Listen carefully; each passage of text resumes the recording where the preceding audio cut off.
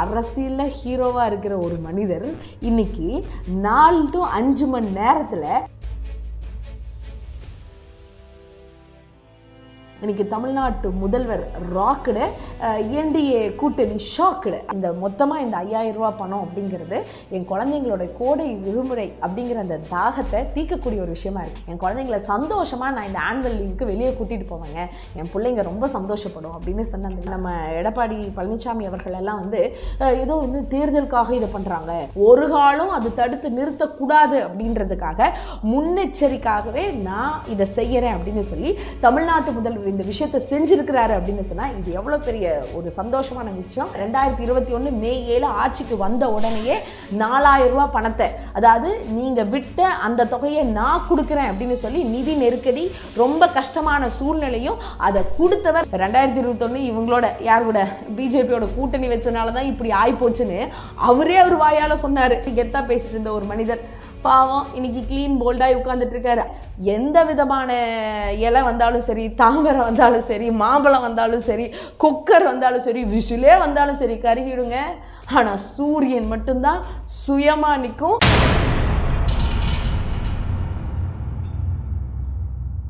அனைவருக்கும் வணக்கங்க.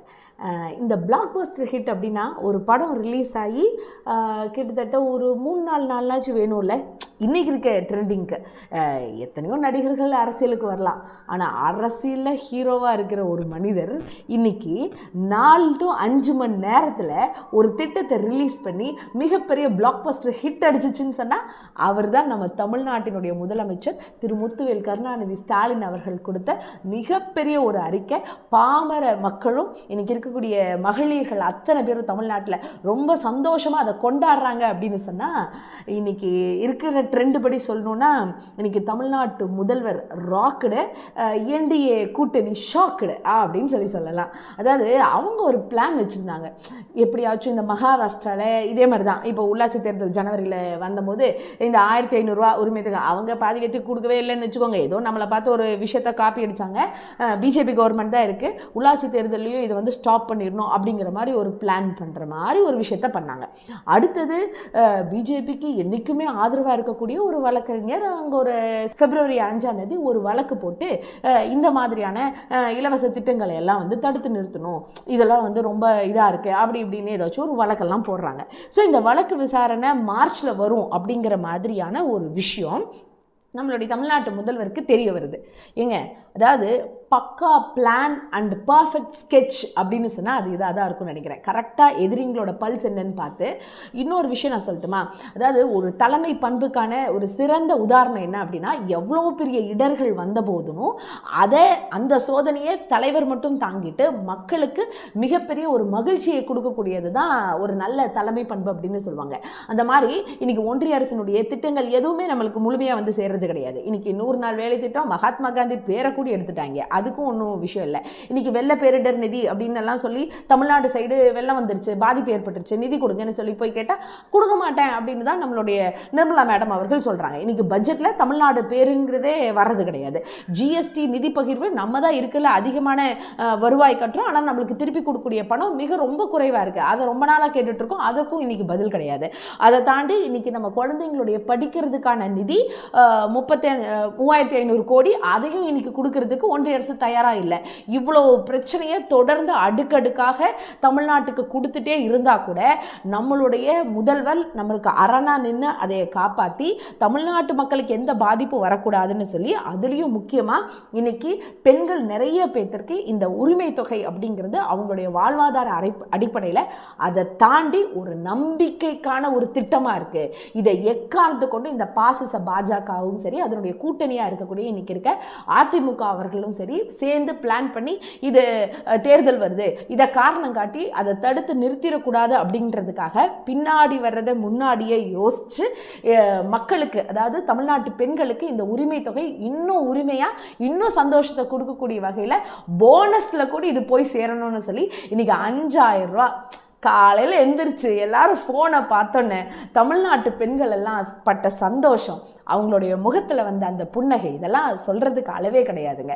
ஏன்னா இன்னைக்கு நான் ஒரு அம்மாவை பார்த்தேன், ஒரு ஆட்டோவில் நான் வரும்போது அவங்க சொல்கிறாங்க, நிறைய பேர்த்த நீங்கள் சந்தித்தேன், அதில் முக்கியமான விஷயம் இதை தான் நான் பகிர்ந்துக்கணும். அந்த ஆட்டோவில் வர அந்த பெண்மணி அவங்க சொல்கிறாங்க, இல்லைங்க இந்த உரிமை தொகை அப்படிங்கிறது நிறைய பேத்துக்கு 1000 ரூபா 1000 ரூபான்னு சும்மா சாதாரணமாக சொல்லிட்டு போகிறாங்க, ஆனால் எனக்கு இது எவ்வளோ சந்தோஷமாக இருக்குது தெரியுமா, என்னுடைய கணவர் இறந்து ஒரு 4-5 வருஷம் தான் ஆச்சு. எனக்கு 2 பிள்ளைங்க இன்றைக்கி கவர்மெண்ட் ஸ்கூலில் படிக்குது, காலை உணவு திட்டம் நல்லா கவர்மெண்ட் ஸ்கூலில் இன்றைக்கி படிப்பும் நல்லா இருக்குது, அதெல்லாம் ஓகே தாங்க. ஆனால் என் பிள்ளைங்களுக்கு இப்போது கோடை விடுமுறை விட்டுருவாங்க, அதாவது ஆனுவல் லீவ் விட்டுருவாங்க. 2 மாதம் எங்கேயாச்சும் வெளியே போகலான்னு என் குழந்தைங்களாம் சொல்லும். என் வீட்டுக்காரர் இறந்ததுலேருந்து இது வரைக்கும் என் குழந்தைங்கள பெருசாலாம் நான் எங்கேயும் வெளியே கூட்டிகிட்டு போனது இல்லைங்க. சொந்தக்காரர் வீட்டுக்கே நாங்கள் வந்து கூட்டிகிட்டு போகிறதுக்கெல்லாம் நான் யோசிப்பேன்.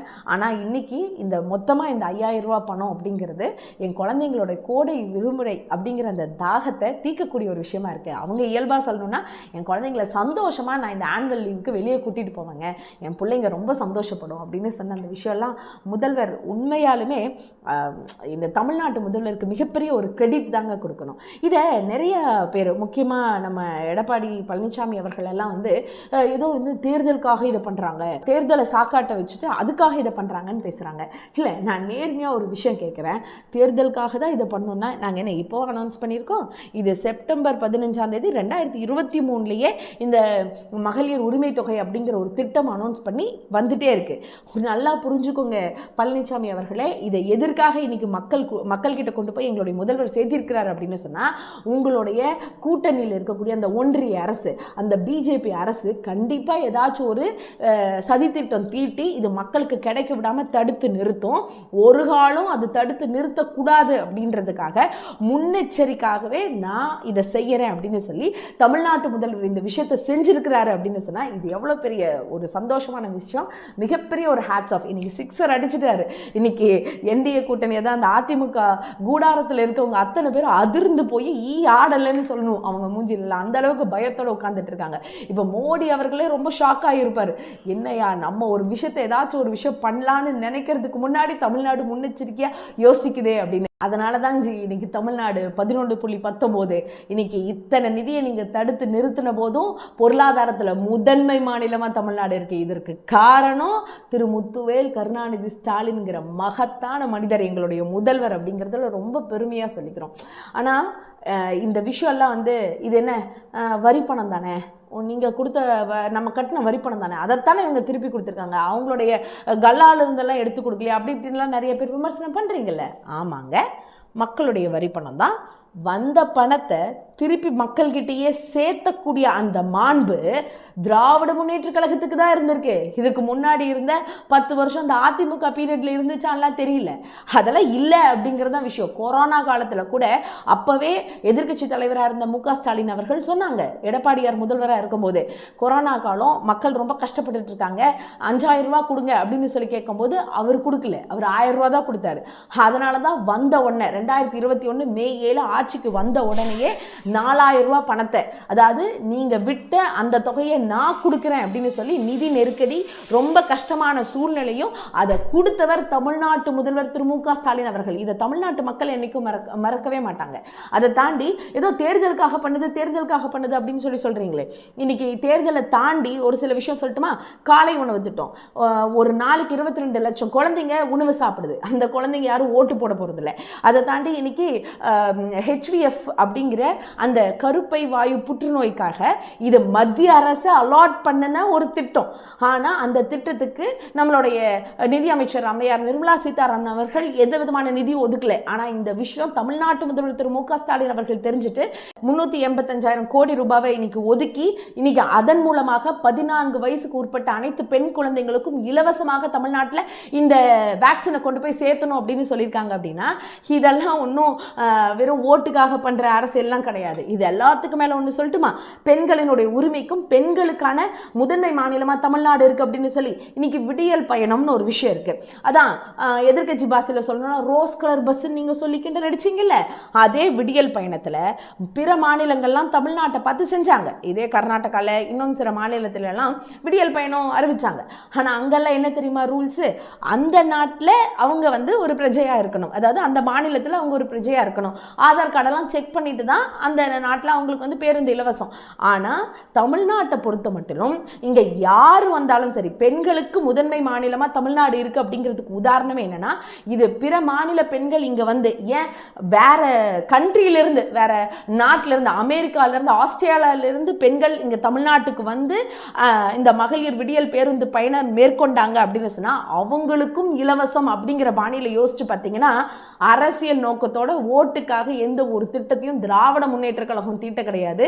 இன்னைக்கும் நாங்க போய் என்ன பண்றோம், இன்னைக்கு அதிமுக தான் இன்ஸ்டால்மெண்ட்ல அறிக்கையை விட்டுட்டு இருக்கீங்க. அது பயத்துல பதபடைச்சு போய் ஐயோ என்ன பண்ண போதோ, திமுக அடுத்தது என்ன திட்டத்தை கொடுக்க போதோ, இவங்க என்னென்னலாம் செய்ய காத்திருக்காங்களோ, நம்ம எப்படியாச்சும் மக்களை இருக்கிற கொஞ்சம் நெஞ்ச ஆதரவுனாச்சு காப்பாத்திக்கலான்னு இன்ஸ்டால்மெண்ட்ல நம்ம எடப்பாடியார் அறிக்கையெல்லாம் விட்டுட்டு இருந்தார்.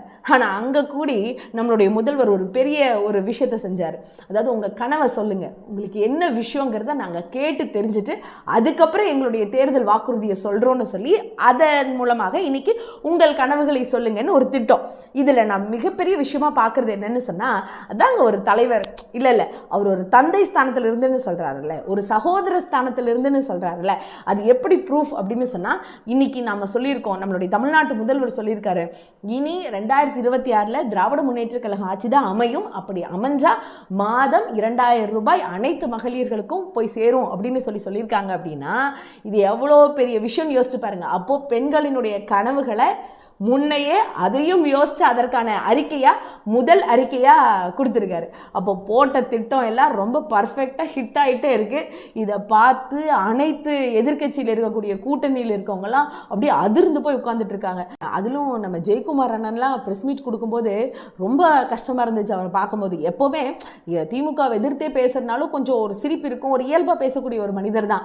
ஆனால் இன்னைக்கு ரொம்ப இருக்குமா அப்படியே பயந்து போய் உட்காந்துட்டு, இல்லைங்க நாங்கள் ஃபர்ஸ்ட் தேர்தல் அறிக்கை கொடுத்துருவோம், அதை பார்த்து திமுக இதை செய்கிறாங்க, யாரை பற்றி யார் செய்கிறது. அது ஒன்றும் இல்லை, அண்ணனுக்கு ரொம்ப பயம்.